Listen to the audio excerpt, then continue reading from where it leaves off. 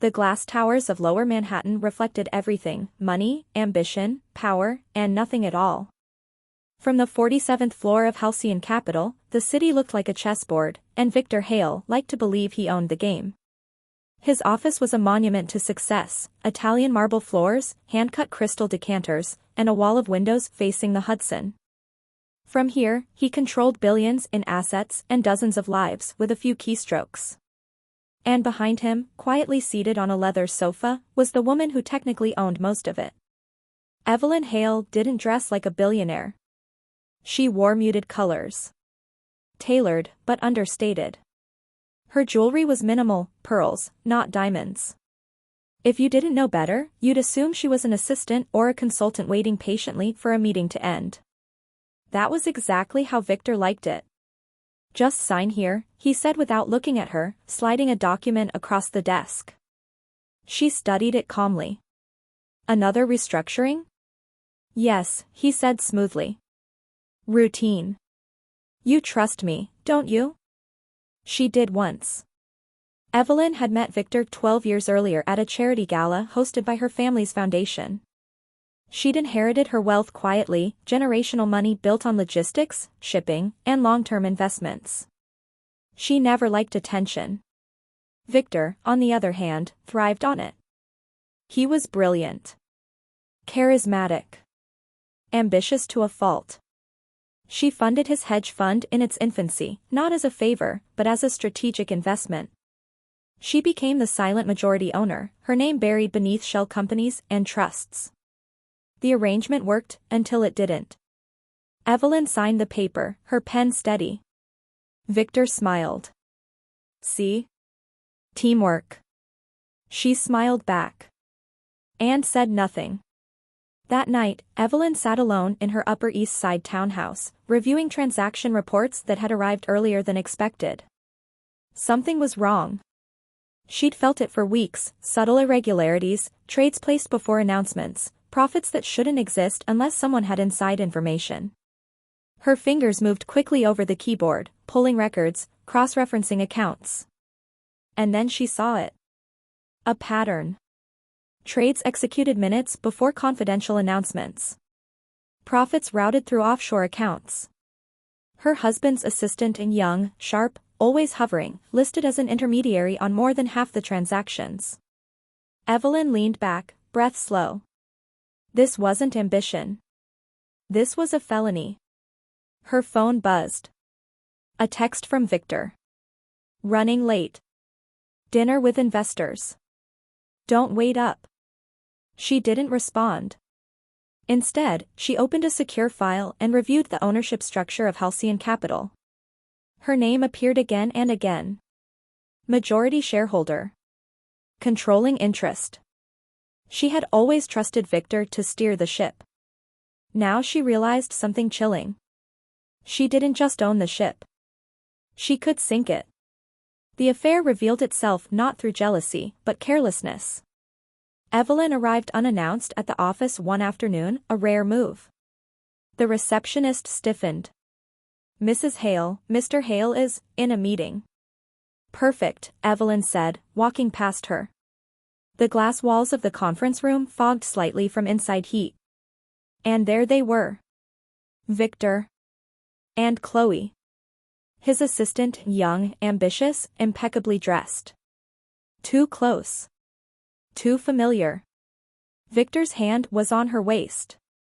Evelyn didn't storm in. She didn't cry. She watched. Long enough to see Chloe laugh. Long enough to see Victor kiss her temple. Then she turned and left. That night, she didn't confront him. She hired someone instead. A forensic accountant. And a lawyer. Not just any lawyer, but Maya Rios, a former federal prosecutor turned whistleblower specialist who had built a reputation for dismantling financial empires quietly and surgically. When Maya reviewed the data, she went silent. "Your husband isn't just cheating," she said. "He's running insider trades through shell funds and laundering the gains through offshore accounts." Evelyn nodded. "I know." Maya looked up. "You're the majority owner." "Yes." A slow smile appeared on Maya's face. Then you're holding the pin to the grenade. Victor had no idea. He was too busy planning his vow renewal. It was supposed to be extravagant, Hamptons estate, celebrity guests, a renewal ceremony dripping in symbolism and ego. A public show of devotion after rumors of strain. It'll shut everyone up, he told Evelyn. And remind them we're untouchable. She smiled gently.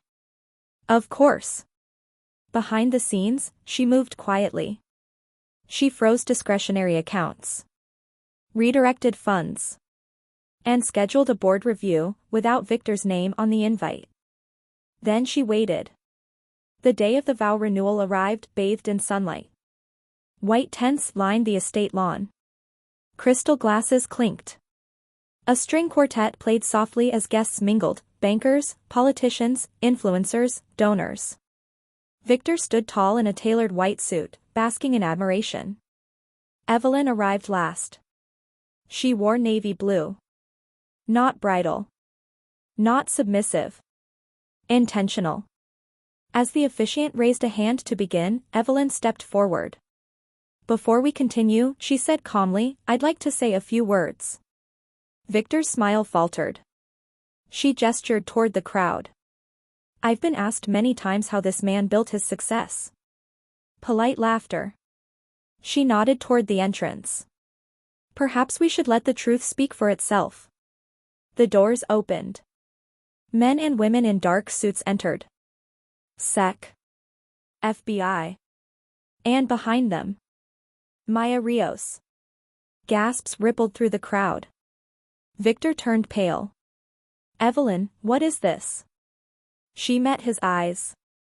This is accountability. Agents approached him as Maya spoke clearly. Victor Hale, you are under arrest for securities fraud, insider trading, wire fraud, and conspiracy. Handcuffs clicked. The crowd froze. Chloe screamed. Victor stared at Evelyn, disbelief twisting into rage. You can't do this, he hissed. You need me. Evelyn leaned close. No, she whispered. You needed me. And then he was gone. The sound of the handcuffs snapping shut echoed across the manicured lawn like a gunshot. For a moment, no one moved. The string quartet fell silent mid-note. A champagne flute slipped from someone's hand and shattered against the marble patio. Guests stared in frozen disbelief as federal agents escorted Victor Hale, once the golden boy of Wall Street, away from his own vow renewal ceremony. Evelyn didn't flinch. She stood perfectly still, hands folded in front of her, watching the man she had loved unravel in real time. Evelyn. Victor shouted as they pulled him past her. You can't do this. I built everything for you. She met his eyes calmly. You built it on lies. The agents led him toward the waiting black SUVs. Flashing lights reflected off the white tents, turning the celebration into a crime scene. The guests murmured, phones already out. By morning, the footage would be everywhere. Within hours, financial networks were running breaking news banners. Wall Street power player arrested in massive insider trading scandal. Hedge fund empire collapses overnight. Evelyn watched it all from her townhouse, sitting at the same dining table where she once signed documents without question. Now she signed termination notices. Trading accounts were frozen. Executive access revoked. The board, many of whom had quietly known something was wrong, scrambled to distance themselves. Maya Rios worked beside her non-stop. You did exactly what you needed to do, Maya said. The SEC is tearing through their servers as we speak. Evelyn nodded. What about Chloe? Maya's mouth tightened. She flipped fast. She's cooperating in exchange for immunity. Evelyn exhaled slowly. I thought as much. The betrayal stung, but not like Victor's. Chloe had been a symptom. Victor had been the disease. Victor was denied bail. Prosecutors laid out transaction after transaction, insider trades timed to earnings calls, shell corporations routed through the Caymans, encrypted messaging platforms, payoffs disguised as consulting fees. And then came the testimony. Former employees. Whistleblowers. Even a junior analyst who'd been threatened into silence finally spoke up. The press devoured every detail. Headlines shifted from power couple to financial predator. Victor's face became a cautionary tale. From his holding cell, he tried to call Evelyn. She never answered. 3 months later, Evelyn stood before a restructured board of directors, this time seated at the head. The sign behind her read, "I won't pretend this firm hasn't caused harm," she began. "But I believe in repair, not erasure." She announced the new mission: transparency, ethical investing, and financial education initiatives in underserved communities. Profits would fund scholarships, mentorships, and literacy programs for young people who had never been given access to wealth-building tools. "This company will no longer extract," she said. "It will invest in people." The board voted unanimously. Halcyon Capital was reborn. Victor's trial lasted 6 weeks. Evidence piled high. Emails. Recordings. Testimony from regulators and former employees. When Evelyn took the stand, the courtroom fell silent. She didn't dramatize. She simply told the truth.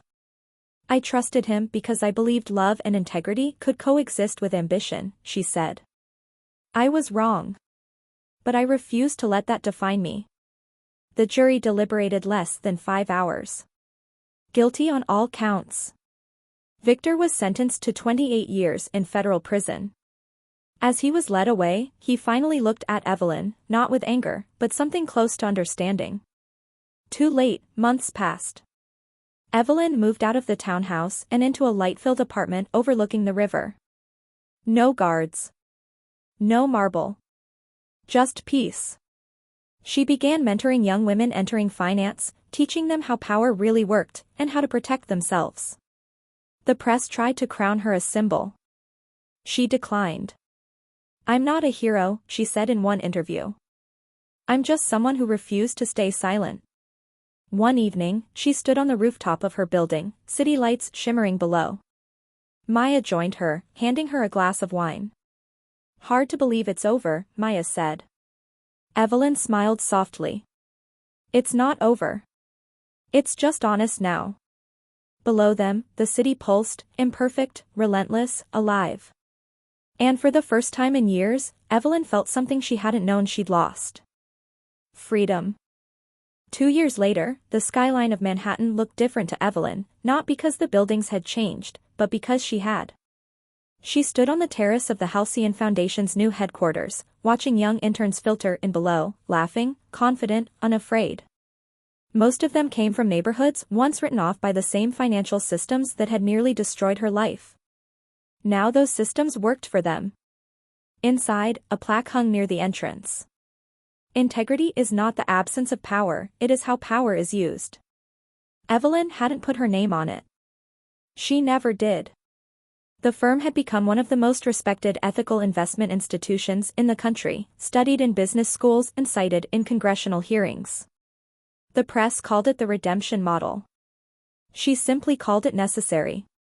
That afternoon, she received a letter forwarded from a federal facility in Pennsylvania.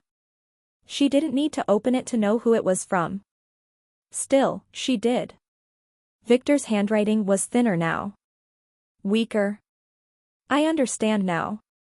I thought winning meant owning everything. You showed me it means being able to sleep at night." She folded the letter carefully, placed it back in the envelope, and slid it into a drawer she rarely opened. Forgiveness, she had learned, did not always require reply. That evening, Evelyn attended a small ceremony at a public high school in the Bronx. A scholarship in her name had just sent its first group of students to college, future economists, engineers, analysts, dreamers. A young woman approached her afterward, eyes shining. "Ms. Hale, because of you, I get to be the first in my family to go to college." Evelyn smiled, emotion tightening her throat. "Then you're already richer than most people will ever be." Later that night, she walked home alone along the river. The city hummed, alive, imperfect, relentless. She wasn't afraid of it anymore. She had faced betrayal, power, loss, and truth, and chosen herself. And somewhere deep within the city that once tried to swallow her whole, Evelyn Hale finally felt something she hadn't felt in years. Peace.